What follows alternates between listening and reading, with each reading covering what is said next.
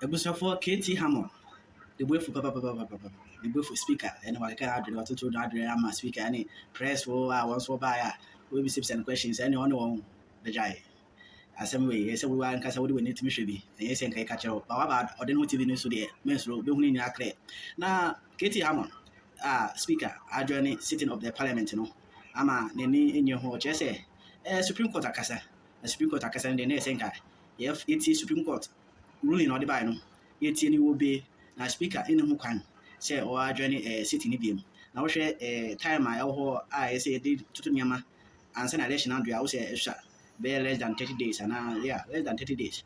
I will share Yama was why in favor MPP are buying cry because you want to be a say, I buy you to fame and send grants and election. I started. Tis I could say, dear, nanny in favor and MPP, 90 seconds on hiding. Into Katie Hammond, and the press, and the Casa, we can work, is a way you. Acquire town, see where the baby are not me, mount, and yet, Jai, one pressy, Casa. I want to be my speaker. Did anyhow, or sound to say, speaker, or sound to the back court's beam, because issues are a question and family of him. The man would take Katie Hammond, I'll blow meaty press, no address one. Honorable KT Hammond has been here. We'll try and get some understanding of all the things he's saying. He's not very excited about what the speaker is doing. The first thing was supposed to be this: the decision, the ruling that I made on the particular day has been stayed by the Supreme Court, which interprets the Constitution, interprets what we do over here. Accordingly, the status quo ante should be reverted to. So we would know that we are going back to this. Why should the NDC guys rush to go and sit on the side of the NDC? What is that? Yeah, but that is not the point. Where were they sitting? Where were the NDC voting? No, you are not listening to me. You are not listening to me. Let's get the fact right. Where were the NDC guys sitting? Is that where they're supposed to be sitting? But you see, we have a convention. We have a convention. It's not argument, nonsense. You guys are not listening. Supreme Court is speaking. It is not for us members of Parliament on the majority side to be arguing any point. This is a matter. This is foreclosed. It is completely foreclosed. Supreme Court is speaking. That is the end of the matter. The Speaker of Parliament says when it comes to sitting arrangements, that is not his business. He says we should come and sit anywhere and do the business. Listen, the orders of the Supreme Court were directed specifically to the Speaker.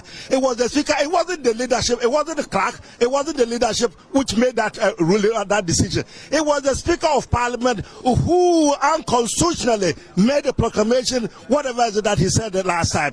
The Supreme Court has told him that he was wrong. Restore matters to what they were before you did that. Line of action for the MPP. Well, we will cite him for contempt.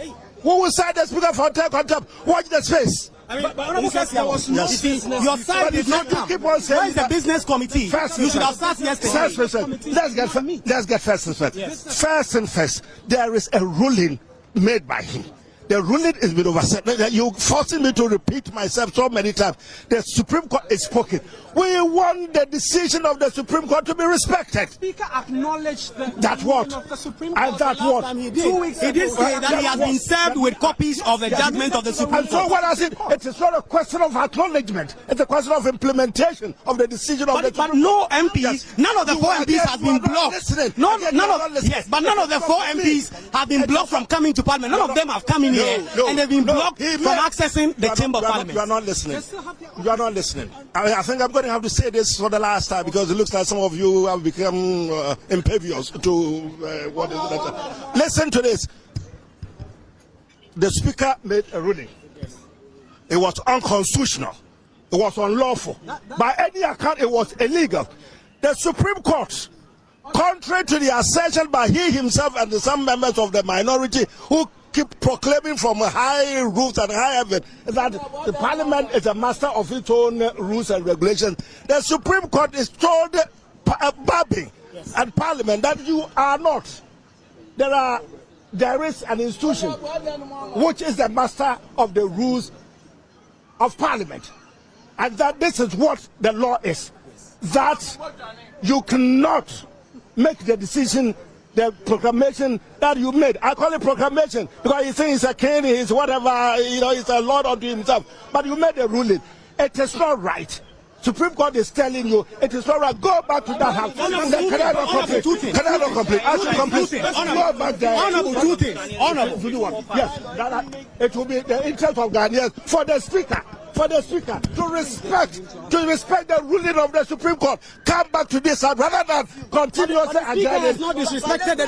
He is disrespecting the ruling of the Supreme Court. The 4 MPs have been disallowed from coming in. You are not listening. No, when did any of the 4 MPs come in and they were asked not to come in? You know where they were. Because today the second deputy speaker's aide has been in the chamber, but the second deputy speaker himself has not been inside. You may want to take some medication. It has no point shouting when you are ignorant of the matter. What it is this: it's not for the 4 people to simply show up. The Speaker has made a ruling barring them from coming to the Parliament. Supreme Court is reversed it. It is for the Speaker to sit up there and tell the House that his decision has been reversed, and so we say. Reverse if you are not seated. You say you are going to cite the Speaker for contempt. That's not properly. I mean, you are going to. How would the Speaker reverse his decision? Again, I'm saying that you either want to take leave of your senses or you listen to what I am saying. If you are not prepared to listen to what I'm saying and just listen to your own voices, we are not going to get anywhere. Look at the paucity of cameras. Everybody is listening, but you don't seem to be listening and concentrating on what I'm saying. It is not a question of our presence in there or not. It is for the Speaker. If it is only about 100 people who are coming to the room there, minority and the majority will constitute the composition of the House in its entirety. Whichever comes in there, provided that we have enough to constitute the business of constitute the House and then start business of the House, we should do it. So even if he had 99, which is 1/3 of what to form the quorum, it was for the Speaker to make the announcement in the House that his ruling has been stayed, has been overset. Accordingly, minority back to where you were, majority back to where you have been. That is the simplest solution that we're talking about. You say you're going to cite him for contempt. Yes. When are you doing this? Watch the space. Watch the space. I mean, finally, the Yes. Speaker says that the majority has failed to convene the business meeting yesterday, You see, so that they can put the business for this emergency. I keep saying that first things first. First things is for the Speaker to declare in that House the same way as Cathedral, the same way he did. To make that, well, you can keep on making that foolish statement. It doesn't take you anywhere. But what it is that it is for the Speaker to sit up there and make the pronouncement that the Supreme Court it's already overset his decision, and accordingly we should come back and sit where we sit. Then the business of the House. Thank you very much. Honorable K.T. Hammond has been quite vociferous in his opposition to what the Speaker has done. He says that the NPP majority are going to cite the Speaker of Parliament for contempt. I mean, you heard the Honorable K.T. Hammond says they will cite the Speaker of Parliament for contempt, and in particular some of the conduct that your colleagues have been stating by the majority side. He says that is all an affront to the ruling of the Speaker of the Supreme Court. Yeah, thank you. Honorable K.T. Hammond has shown a lot of disrespect to this House. How can he use those words, nonsense, and all of those disrespects and all of those things on Speaker? That pride is too much in this House. You see, the Speaker has recalled all of us from our constituencies. We are here to do the work as members of Parliament. Why didn't they come? They could have just come and show anything they want to show, say anything they want to say, but you don't stay outside of the chamber and come out and come and insult the. Thank you, ma'am. Let me see if I can get Honorable Haruna Idrisu briefly for a word about all that is happening in Parliament, and the House has just been adjourned indefinitely. Leader, I mean, you've served in leadership for so long. What is going on? I mean, you at the start of all this when you started this 4 seats vacancy matters, and you've caused this constitutional crisis the Chief Justice has referenced. He said there's a constitutional crisis that Parliament is not sitting. The House has sat today, House adjourned indefinitely again.